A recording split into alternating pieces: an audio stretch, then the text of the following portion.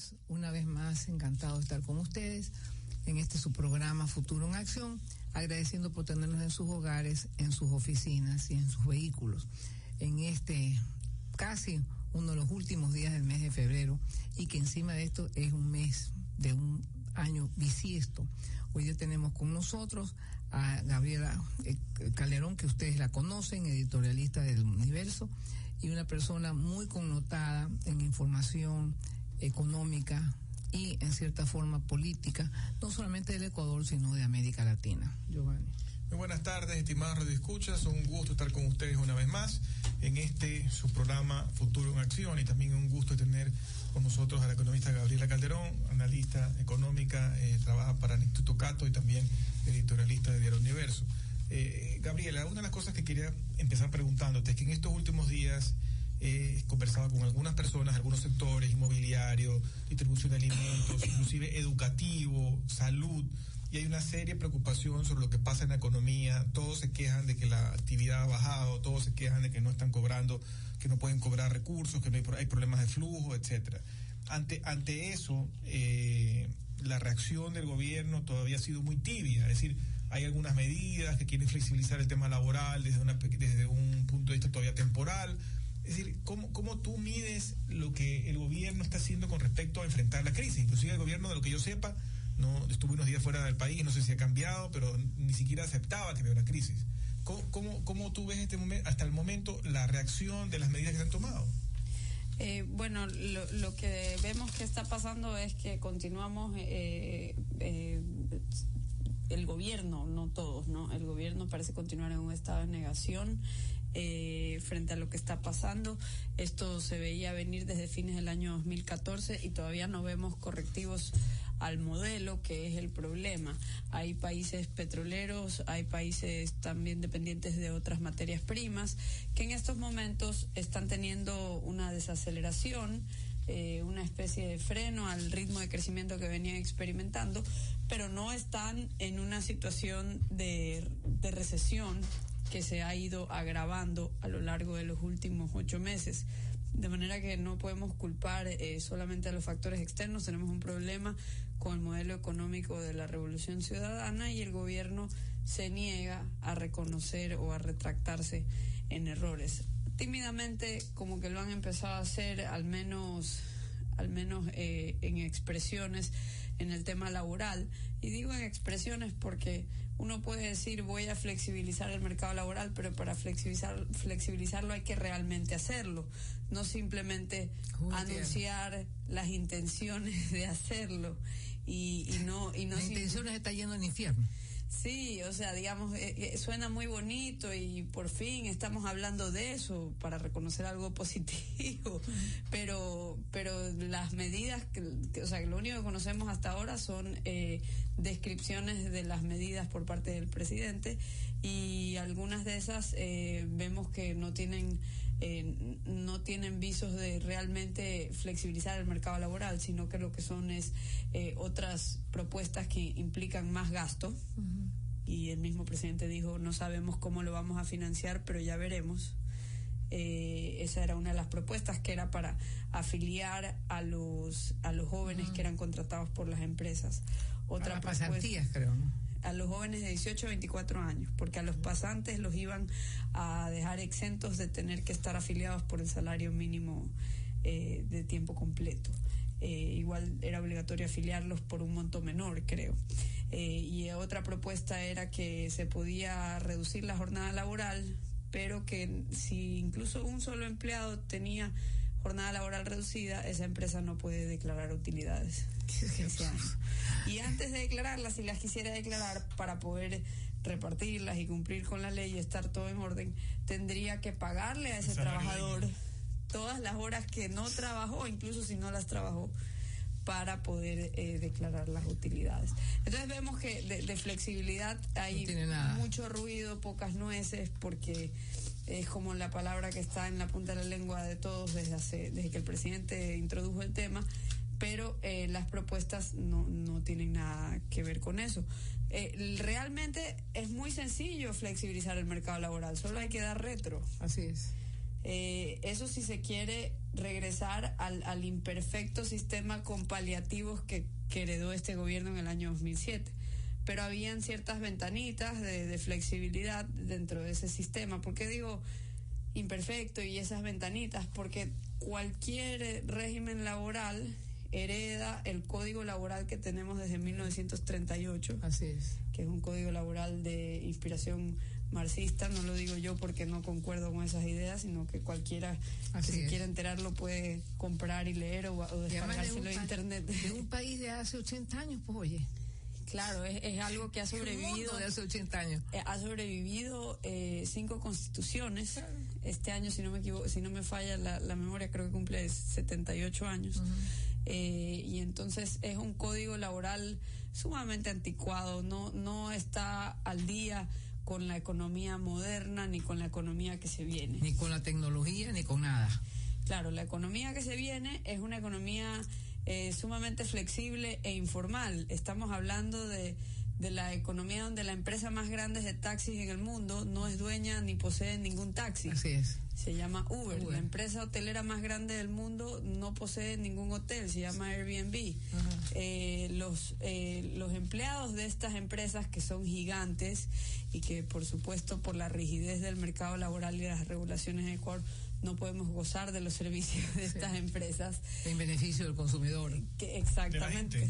Que por ejemplo es interesantísimo ver cuando estas empresas irrumpen y disrumpen, o sea, acaban con anticuados modelos de proteccionistas. Por ejemplo, en la ciudad de Miami hasta hace año y medio había un fuerte peso del sindicato de taxistas y no permitieron a las pocas ciudades importantes de Estados Unidos donde no había logrado ingresar Uber, la empresa de los taxis.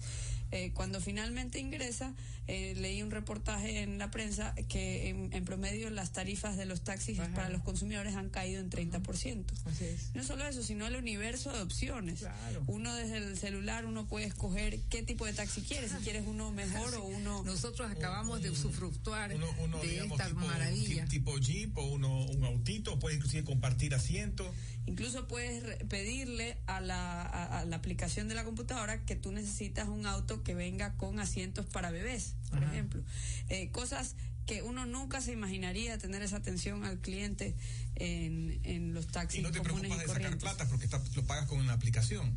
Claro, no se usa efectivo, lo cual es más seguro también para el taxista que no va con los fajos de billetes y para el consumidor que no tiene que tener y además otra cosa, como un tema de ingreso marginal, muchos choferes, por decirlo así, de Uber, esto lo tienen como un ingreso adicional, o sea, tienen otros trabajos y lo de Uber lo hacen ciertas horas del día donde ellos se meten a... Y es interesante conversar con ellos porque son trabajadores que no tienen ningún tipo de estabilidad laboral, que es algo muy preciado aquí. Pero son trabajadores que uno está muy contentos, no obstante. Yo he conversado con varios de los conductores, mujeres y hombres de distintas edades. Muchos son o mayores de edad o extremadamente jóvenes. Muchos son, por ejemplo, estudiantes universitarios que quieren tener un cachuelo, un ingreso adicional y no tienen mucha calificación para hacer otro tipo de trabajo, entonces conducen en su tiempo libre. Oye, y la ventaja que tienes es que te demora 1 o 2 minutos en tener el carro ahí. ¿No? Cosa que no sucede con los taxis. Y es impresionante cómo estos trabajadores vengan de donde vengan, porque muchos de ellos son extranjeros viviendo en Estados Unidos. Así es. Aprecian esa flexibilidad, porque ellos explican que cuando quieren trabajar, prenden la aplicación y se marcan... Se meten en el inventario de carros. Exactamente, o sea, se ponen disponibles. Y cuando ya están cansados o les salió algún plan mejor o quieren irse al cine o quieren irse a pasear o estar con su familia, lo apagan. Y no hay ningún jefe ni nadie que les pueda decir nada. El que manejó más horas ganó más, el que manejó menos ganó menos, el que manejó en las horas de más tráfico gana más también porque se ajusta al tráfico, el costo de la tarifa. Es algo totalmente dinámico, totalmente flexible. Y que no existía a principios del siglo pasado. No existía, y esto es solo un ejemplo, porque hay, esto es lo que se llama el sharing economy, la economía de compartir propiedades. Están surgiendo todo tipo de negocios muy importantes en las economías modernas alrededor de esto. Y yo me pregunto, ¿dónde piensan que encajan los sindicatos y las afiliaciones obligatorias en este nuevo mundo? Es simplemente cerrarnos las puertas, autoexcluirnos de esas nuevas tecnologías, de esa nueva economía que se está desarrollando. Y además allí, si uno lo ve desde el punto de vista democrático, es súper democrático porque ellos son dueños de su vehículo. Ellos no son, digamos, ellos son parte de una red a la que se suscriben bajo las condiciones que ellos aceptan suscribirse, pero no son técnicamente empleados y su relación básicamente es el hecho de aceptar unas condiciones que establece el que administra la red, que es Uber, o en el caso del que tú dices de Airbnb, lo mismo. No, y son personas que, como bien decía Giovanni o Joyce, tienen otro trabajo y suplementan su ingreso cuando lo desean, si es que lo desean, a un costo bajo de ingreso. Les cuesta muy poco, o sea, ya tienen un auto igual, y si tienen algún día libre y desean utilizarlo para tener un ingreso extra, lo pueden hacer. Entonces, la verdad es que es lamentable que no pensemos en regulaciones que sean más flexibles, que nos permitan estar abiertos a esas posibilidades. Sobre todo que esto no está limitado solamente a lo que es hotelería y servicios de transporte. También hay un universo de servicios que se están prestando a través de este tipo de redes. Por ejemplo, el otro día descubrí un portal que se llama Eat With. Es un portal donde tú pones tu ciudad y te sale qué chefs están ofreciendo comidas en sus casas ese día, qué tipo de comida y a qué costo por persona. En su casa. Y tú te inscribes y... en vez de ir a un restaurante, tú vas a la casa del chef. Claro, y el chef pone un precio a la cena y tú vas si quieres, si te interesa comer comida japonesa en la casa de Pepito Pérez, que lo está ofreciendo por X precio por persona, uno coge y va. El problema es que todo esto uno se pone a pensar, bueno, pero ¿y el RUC? Y la factura el de los bomberos. Y el porque no es solamente el código laboral. El código laboral es gran parte de eso. Son un montón de cosas. Son un montón de cosas, pero el futuro del mercado laboral no tiene espacio o vuelve obsoletos las relaciones tradicionales que tenemos en mente del trabajador y el jefe. Muchos trabajadores hoy en día no tratan directamente con su jefe o con el dueño de la empresa a través de la cual obtienen ganancias. Son como trabajadores autónomos, ya no son trabajadores en forma de dependencia. Al ser autónomos, cada vez se les vuelve más irrelevante o innecesaria la afiliación a un sindicato. Los sindicatos en economías desarrolladas están en crisis, claro. O sea, cada vez hay menos porcentaje de la fuerza laboral afiliados. ¿Por qué? Porque muchas personas, cada vez es menos relevante también dónde estás para realizar tu trabajo. Porque el internet hace posible que tú prestes diversos tipos de servicios desde cualquier parte del mundo. Pero inclusive hay mensajes contradictorios que yo no entiendo, ¿no? Porque por un lado es correcto que el gobierno ha invertido mucho dinero en, por ejemplo, dar becas a gente que quiere estudiar cuestiones de tecnología, que están metidos en temas de conocimiento. Hay el esfuerzo que ha hecho el gobierno en el tema de temas de investigación, los temas de las universidades en Amazonía, lo de Yachay, etcétera, pero eso no va de la mano con un modelo, digamos, de pensamiento y de estructura mental de país que va digamos, piensa bajo las jerarquías, las estructuras de las épocas de los años 50 y 60. Entonces hay una contradicción ahí enorme. Hablaba de la fuga de cerebros y hoy en día los pies pueden estar aquí, pero el cerebro puede estar contratado por alguien en Nueva York. Igual obteniendo su ingreso de afuera. Y el mundo cambia en muchos sentidos. Ahora mañana escuchaba aquí en Tropicana que Otto Sonnenholzer y María Fernanda entrevistaban a José Antonio Campuzano, presidente ejecutivo de la Cámara de Agricultura, y me sorprendí de escuchar algo que yo no sabía, que resulta que nosotros que nos damos golpes de pecho de ser país camaronero, resulta que la India en poco tiempo ha multiplicado gigantescamente su producción de camarón de la misma especie de nosotros, y ahora es uno de los principales exportadores de camarón al Ecuador, es decir, a Estados Unidos, perdón. El mundo cambia, y el que se queda dormido dice somos la maravilla y a mí nadie me toca y yo soy la última Coca-Cola del desierto, resulta que se lo llevan por delante otros. Y el Ecuador aparentemente piensa que es la última Coca-Cola del desierto y no quiere evolucionar. Uno tiene que ir cambiando en una forma rápida porque si no se queda. Y la cosa puntual que hablando del mercado de Estados Unidos, justamente José Antonio hablaba del tema comercial. ¿Cómo puede ser, te pregunto, que yo no acabo de entender, que el Ecuador, cuya relación comercial con Estados Unidos es la más importante, y no de ahora, sino de mucho tiempo atrás. Es el principal socio comercial, el principal comprador de productos ecuatorianos, además con una balanza comercial a favor del Ecuador. El Ecuador sigue diciendo que no quiere.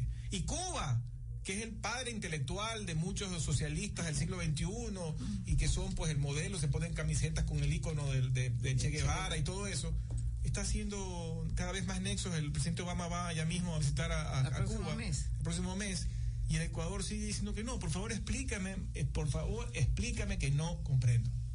Sí, la verdad que es lamentable y un contrasentido con nuestra propia historia. De hecho, Guayaquil fue sede del primer consulado de los Estados Unidos en Sudamérica. Así de importante era en su momento Guayaquil, porque en ese momento no era ni siquiera el astillero. Sí, o sea, era muy importante este puerto, y desde ese entonces tenemos una larga historia de tener una relación comercial muy importante con los Estados Unidos. Lamentablemente no se ha querido profundizar eso. Nos hemos quedado como el avestruz del Pacífico. Todos están firmando menos nosotros, y lo poco que se habla de tratados de libre comercio o acuerdos comerciales, como sea que le quieran llamar, pero es la misma cosa. Lo poco que se habla parece que es solo con los europeos. Yo no entiendo por qué la fijación o la discriminación, por qué con unos sí y con otros no. En realidad de lo que se trata es de simplemente no estorbar, no estorbar a los miles de empresarios que están tratando de buscar esas oportunidades de negocios alrededor del comercio para satisfacer necesidades de los consumidores ecuatorianos. Nadie importa a pérdidas, nadie importa aquello para lo cual no percibe demanda. Es decir, estamos hablando de empresarios que buscan enriquecerse satisfaciendo las necesidades y deseos de consumidores ecuatorianos. Y lo único que debería, el criterio de la política comercial debería ser no estorbar esa búsqueda de los miles de empresarios por satisfacer esas necesidades de los consumidores al menor costo posible y a la mejor calidad posible. Y lo que vemos es todo lo contrario. El INEN, por ejemplo, se jacta cada que sacan nuevas normas para, en esencia, prevenir que ingresen más productos al país.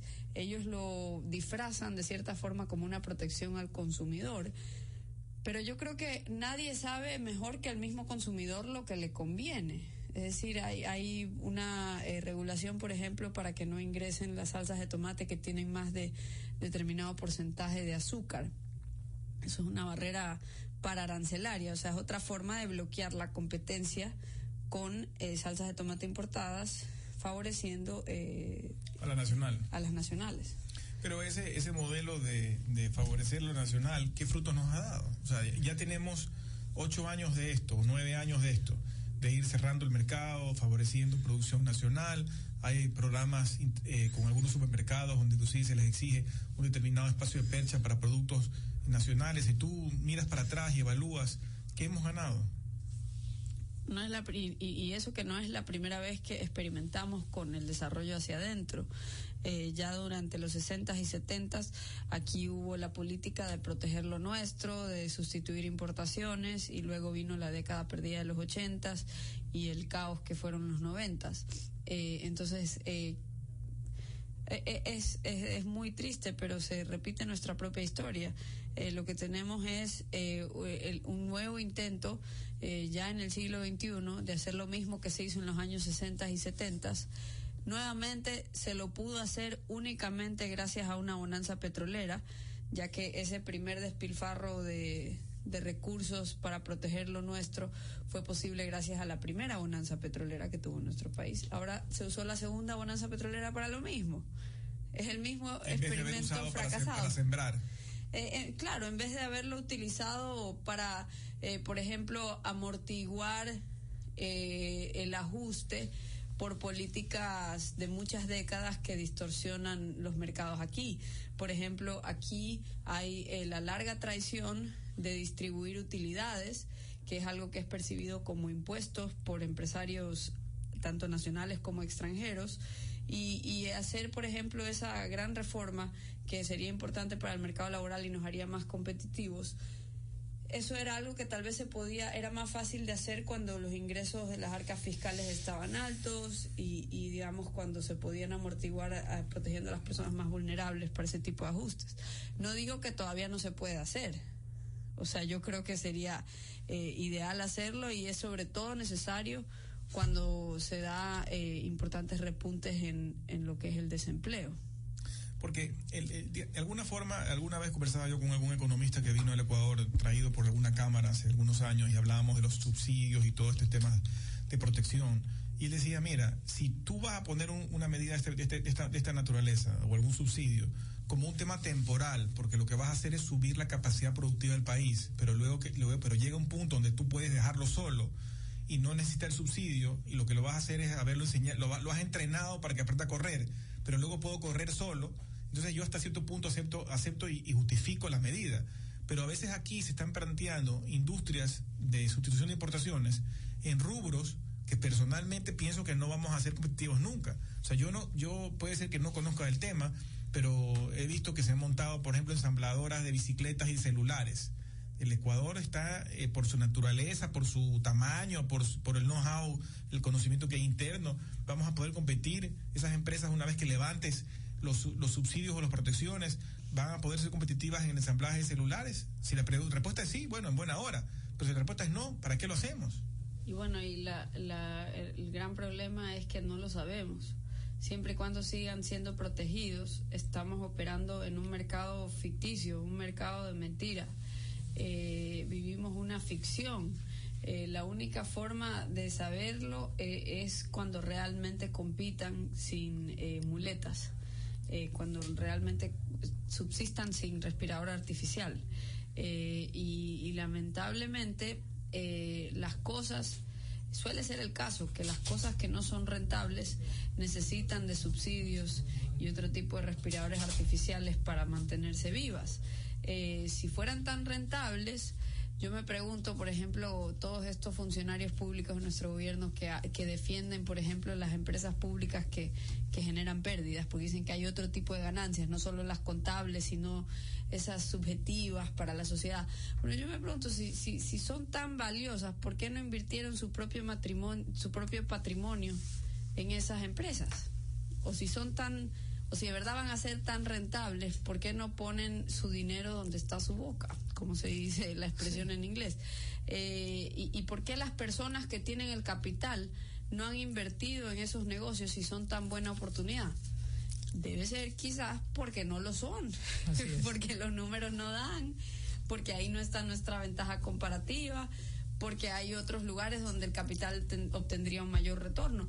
Y esto es importante porque si le va bien al empresario, le va a ir mejor a los trabajadores en esa sociedad. Así es. Donde hay una mayor acumulación de capital por trabajador, es donde suele haber un nivel mayor de productividad, y eso es lo que determina un mayor nivel de salario real. Porque eso de los salarios mínimos, eso es un saludo a la bandera, eso es algo que se aplica solo a la mitad de la población que tiene la suerte de obtener un empleo formal. La otra mitad de la población no, viven en la clandestinidad, viven fuera del radar, y esa es la informalidad, exactamente.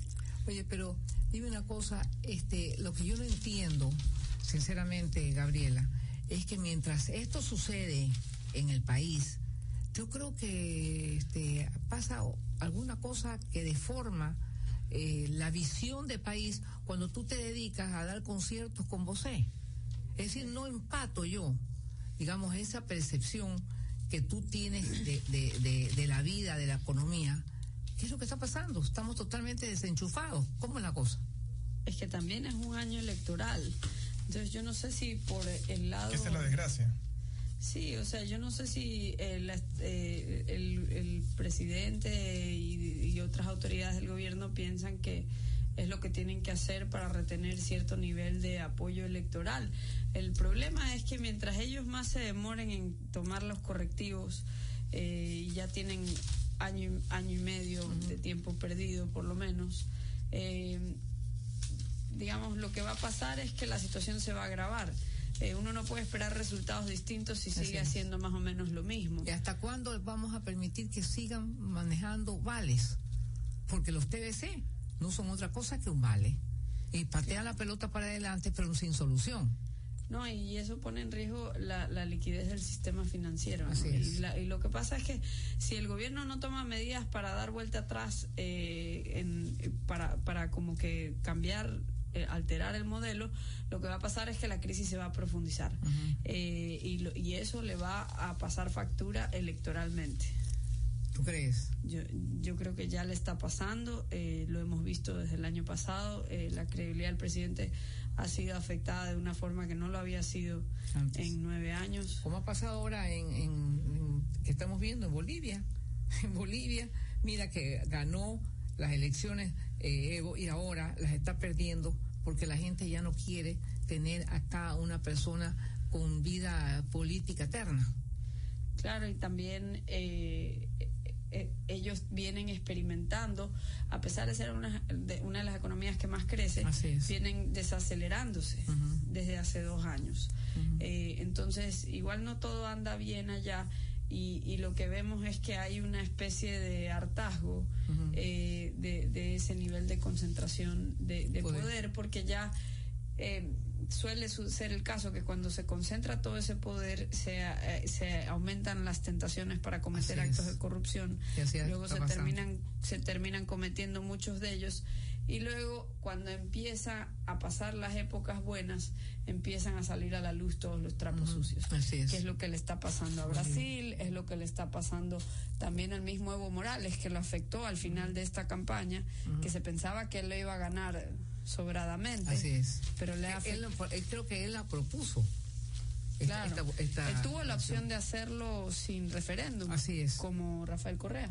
Pero él estaba sobrado, y luego durante la campaña reventaron denuncias de corrupción en su gobierno, y eso le ha golpeado. Y fuerte.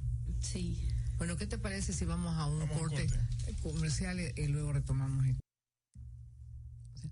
Gracias por seguir en su programa Futuro en Acción. Para los que recién se enganchan, estamos dialogando con Gabriela Calderón, editorialista del Universo y además miembro de Cato Institute, que es un instituto precisamente que promueve la libertad no solamente de expresión, sino de economía.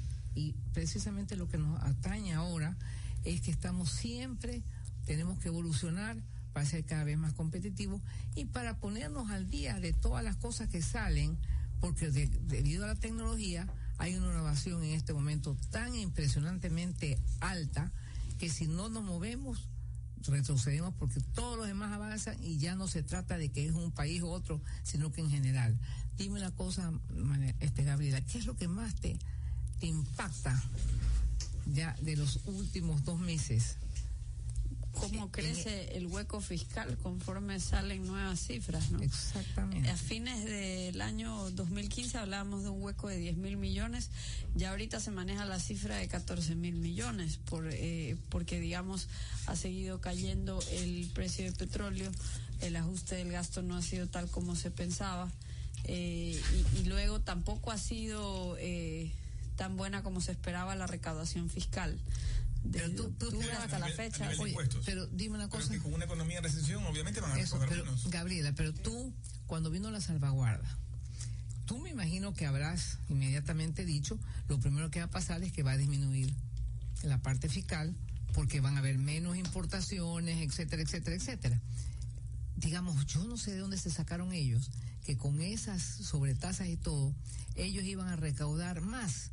Por un lado iban a recaudar más, pero por otro lado iban a irse de picada, ¿o no? Sí, o sea, lo que pasa es que hay ambos efectos, ¿no? O sea, se reducen, se mata la gallina de los huevos en esos momentos, porque en esos momentos de apreciación del dólar son los momentos de oportunidad de oro para los negocios relacionados al comercio. Y lo que se hizo en ese momento fue cortarle las alas. Así es. Entonces, digamos, los ingresos que hubieran podido ser generados por todas esas empresas relacionadas al comercio no fueron generados, y ahí se reduce, digamos, en teoría se reducen los impuestos recaudados, pero eso es lo que no se ve, porque nosotros en economía no vemos lo que no pasó. Sí, así es. Exacto. Es como cuando tú en el tema, digamos, de las comunicaciones, lo peor que puede haber es la autocensura. Porque con la censura tú ves, ya te censuran, pero salió la noticia. Claro. Pero cuando es la autocensura, tú nunca llegas a ver qué pasó. Y lo mismo pasa en economía. Claro, y lo que ha pasado es eso, que no, digamos, no se ve las oportunidades perdidas de todos los negocios que no se hicieron, que se pudieron hacer, todos los empleos que no se crearon, que se hubieran podido crear. Y por otro lado, lo que sí se ve es la recaudación por aquellas importaciones que, a pesar de las salvaguardias, igual ingresaron. Esto creo que llegó a 1.400 millones aproximadamente. Pero hay que ser muy miope para contentarse con eso. Digamos, o sea, porque digamos, y hay que tener como objetivo el bienestar del gobierno, no del país en general, porque digamos, no quiere decir que con un presupuesto totalmente financiado todo va a andar bien en el país. Si seguimos con un gobierno que gasta casi la mitad de lo que produce toda la economía y eso es imposible que sea todo inversión. Así es. Lo que tenemos es un país, digamos, anémico, una economía anémica, cargando una garrapata encima, digamos, que no la deja recuperarse de la anemia. Entonces, realmente lo que pasa con las salvaguardias es que se ve lo recaudado, pero no se ve todas las oportunidades de negocios perdidas que hubieran podido representar mucho más que esos 1.400 millones de dólares. Hablando de lo que acabas de decir, aquí tengo un estudio que llegó, me parece que adjunto al Universo uno de estos días, que es un análisis de la recaudación tributaria en Ecuador 2015, publicado por Fides Bureau. Y una de las partes analiza el hecho de que la gestión como gestión desde el 2007 en adelante ha sido exitosa en el sentido de que ha habido un gran incremento de recaudación. Inclusive aquí habla de que a valores deflactados al 2007 representan 4.5 millardos, equivalentes al 87% de incremento, que se considera, según lo que escriben aquí, un buen desempeño en cuanto a la gestión de recaudación. Sin embargo, ya en el 2015 se ven que la cosa comienza a decaer, inclusive no cumplen la meta de ese año, a pesar de la vida con la que vienen. Pero una cosa importante es que aquí hay un cuadro donde está la recaudación por actividad económica, y es la parte que no entiendo, que viene de la mano con lo que tú dices, ¿no? La actividad económica que más recauda es la actividad de comercio al por mayor y al por menor, incluyendo actividades de reparación de automotores, y esa es la que le mandan todos estos golpes. La segunda, es un desincentivo. La segunda es la actividad financiera y de seguros, que también le mandaba un pocotón de bombazos, y la tercera es la manufacturera, que de alguna forma también ha tenido algunas afectaciones, a pesar de que la producción nacional en teoría debió haber sido la beneficiaria, pero el 23.41% de todo lo que recauda el SRI, según este cuadro, tiene que ver con el comercio. Entonces, ahí está la respuesta, digamos, de los ingresos menores. Y eso, si es que uno tiene como objetivo el bienestar del gobierno, porque nuevamente eso es algo que hay que recalcar. O sea, uno puede tener menor recaudación y puedes tener mayor crecimiento económico y mayor bienestar de la gente. Digamos, no necesariamente van de la mano, a veces sí. Generalmente los impuestos suelen invalidarse a sí mismos por encima de cierto umbral. Un economista austriaco, Ludwig von Mises, explicaba eso, que por encima de cierta tasa el impuesto se vuelve tan oneroso que la gente empieza a o declarar menos o a evadirlo de alguna forma, o simplemente cierras porque no es rentable tu actividad teniendo que pagar ese impuesto. Entonces, de ahí viene la frase que todo impuesto se invalida a sí mismo por encima de cierto nivel. Esto tiene que ver también con los niveles de productividad en una economía y con los niveles de inversión que hay en una economía. No es lo mismo invertir en Suiza o Suecia o Estados Unidos o Canadá que invertir en un país con muy poca infraestructura, con muy poca seguridad jurídica, como Ecuador, por ejemplo. Es muy distinto, la inversión es menos productiva. Entonces, no nos podemos comparar con la carga tributaria de países como Estados Unidos, Suiza y Suecia, porque yo voy a invertir $1 en esos países, pero ese dólar me rinde a largo plazo mucho más, me da mucha más certidumbre, no solo por el régimen jurídico, la seguridad jurídica que hay allá, sino también por el nivel de capital acumulado por cada trabajador. O sea, ya $1 rinde mucho más y es menos riesgoso rinde mucho más a largo plazo. Ahora, los retornos sobre inversión en mercados emergentes, en mercados en vías de desarrollo, pueden ser potencialmente más altos. Claro. Pero son mucho más riesgosos. Así es. Y para yo tolerar ese nivel de riesgo, necesito que me den algún incentivo, algún aliciente. Mira, aquí no vas a pagar 40% de carga tributaria, vas a pagar el 20%, por ejemplo. Pero nosotros nos queremos igualar con los europeos sin tener la seguridad jurídica que ellos tienen. Una cosa que yo quisiera leerles que es importante es que en este análisis, primera cosa es que el impuesto del gran pastel, digamos, de la recaudación tributaria del Ecuador, definitivamente de largo es mucho más importante la recaudación a empresas que a personas. Es decir, si uno pudiera ver, aquí no estamos en televisión, pero digamos el cuadro, se recaudan, por ejemplo, 1.687 millones a empresas contra 206 a personas. Pero del pastel de las empresas, el 76% de la recaudación está apenas en 700 empresas. Es decir que, si lo resumimos, en 700 empresas está la gran concentración de lo que se recauda en el país. Y mi pregunta es, ¿hasta cuándo más pueden sacarle la leche a esas vacas? Así es. O sea, estamos en manos de 700 empresas, que es una cantidad ínfima para una economía. Y mi pregunta es, ¿qué tanto más pueden aguantar de presión fiscal? Porque aquí se habla mucho de que el Ecuador paga poco impuesto, pero también en este análisis habla que la presión fiscal total en el Ecuador es una de las más altas de América, tal vez comparable a Argentina. Fíjate que en el caso específico que tú nombraste, por decir Noruega, que es un país pequeño, petrolero, recién esta semana, si no me equivoco, ayer, han autorizado para disponer de 9.000 millones de dólares para que vaya a la economía para compensar el tema de la caída. Recién. Y eso lo van a sacar de intereses que no los habían tocado.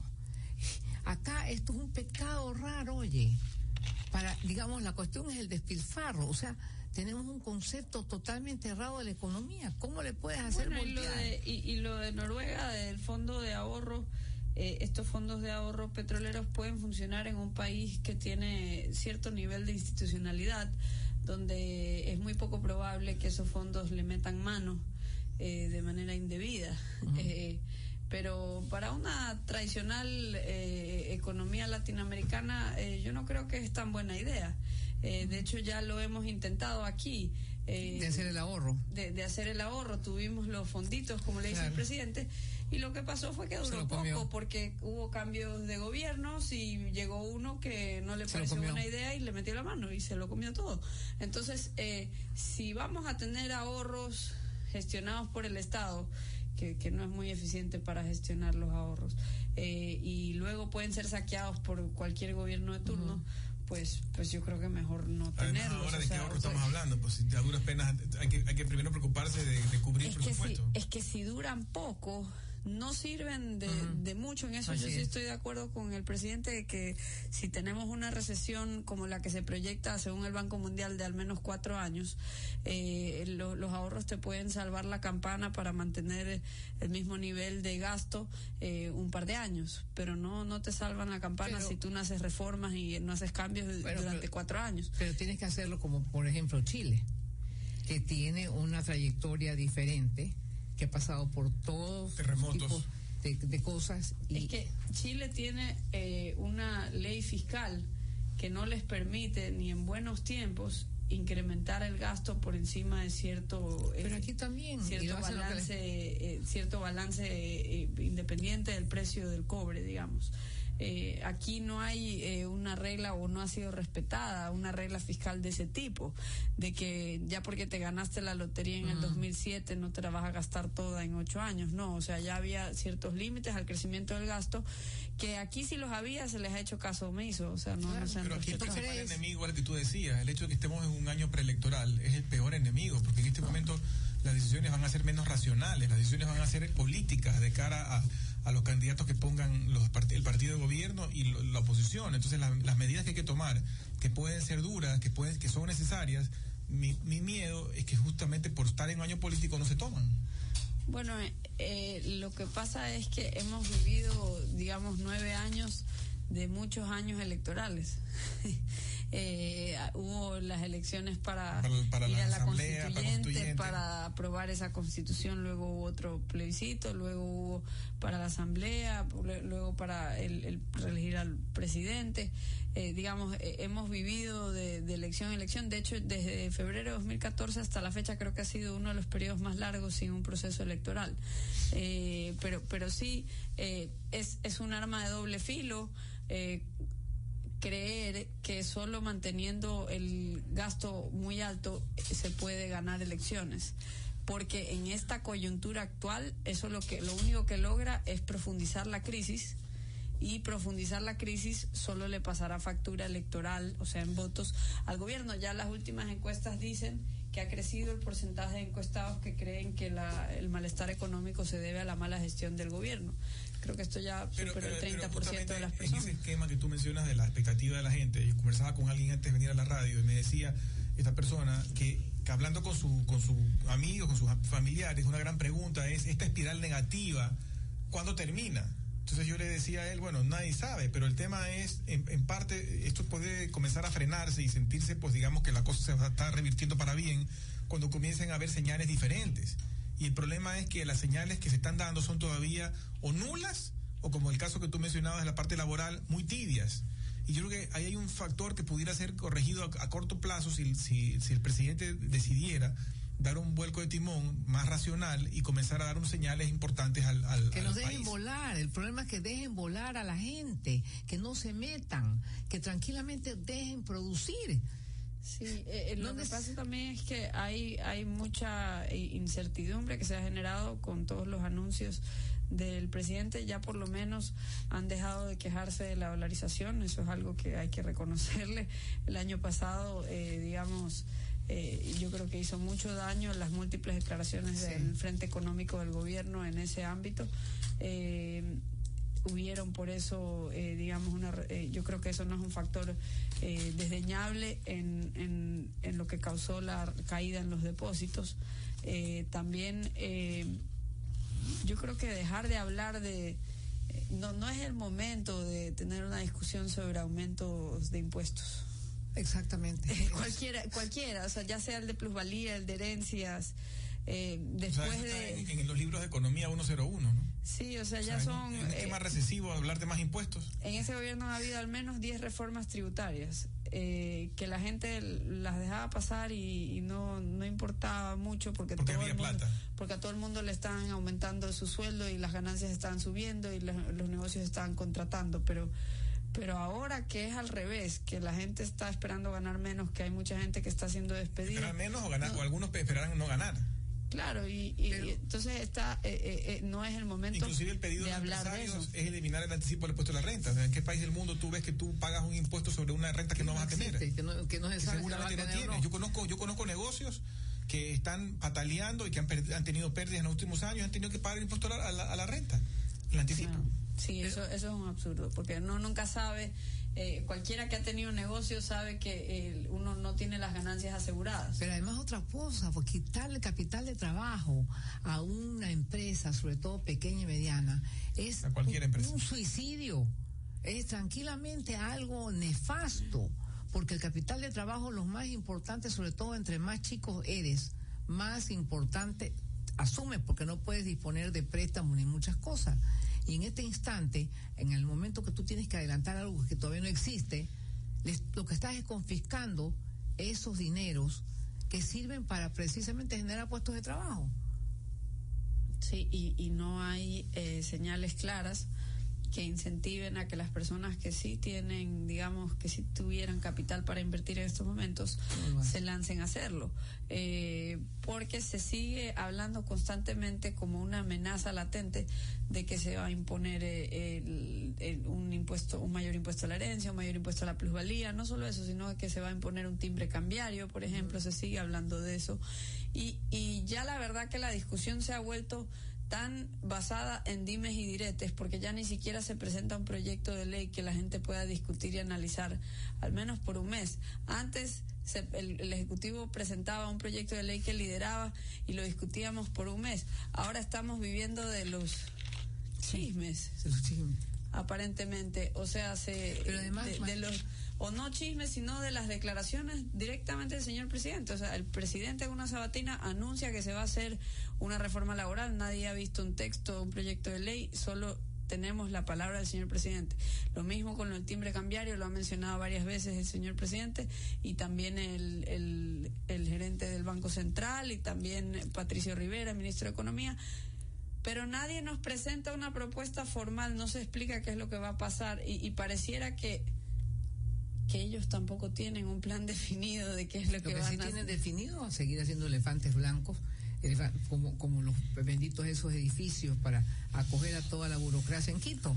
Entonces, y por otro lado, ¿quién se va a meter en una empresa cuando de repente te comienza a ir mal y te caen a ti, a toda tu familia, a todo el mundo?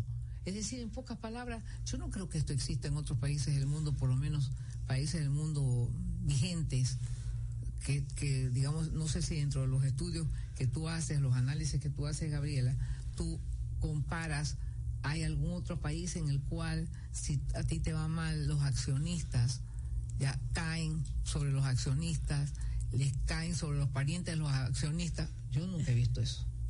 Sí, o sea, lo que pasa es que es una suma de regulaciones que no se deshacen con una sola medida. Son muchas cosas que se han hecho a lo largo de los años, y son muchas políticas defectuosas heredadas de gobiernos anteriores, ¿no? O sea, no solo lo que se sumó durante estos 9 años, sino lo que ya estaba antes, que por sí no éramos una economía muy competitiva. Éramos mucho más abierta, eso sí, la economía se ha venido cerrando paulatinamente, con barreras arancelarias, con barreras regulatorias, incluso tenemos la cosa más rara, controles de capitales en una economía dolarizada. Que eso es algo que no se ha inventado antes. No, y no es, y realmente es cansino escuchar a todo el mundo obsesionarse acerca de la escasez de dólares. En economías dolarizadas no hay problemas de oferta monetaria. La oferta monetaria es determinada, está en piloto automático, y es determinada por la demanda suya, la de su hermano, su papá y toda la gente que usted conoce. Si esa gente consume más, invierte más y ahorra más dentro del país, habrán más dólares en el país. Si esa gente consume menos porque le va mal, ahorra menos, y si ahorra lo prefiere tener en otra parte porque no confía en el sistema financiero del país, entonces habrán menos dólares. Entonces la solución es simplemente recuperar la economía, dándole confianza a los agentes económicos. ¿Quiénes son los agentes económicos? Los que ahorran, los que toman decisiones de inversión, y toda esa gente está nerviosa, paralizada. Si esa gente está nerviosa y paralizada, pues obvio que va a haber problemas de liquidez. Así es, exacto. Bueno, se nos acabó el tiempo. Muchísimas gracias, Gabriela, por dedicarnos a esta hora, y a todos ustedes hasta el día de mañana. Gracias.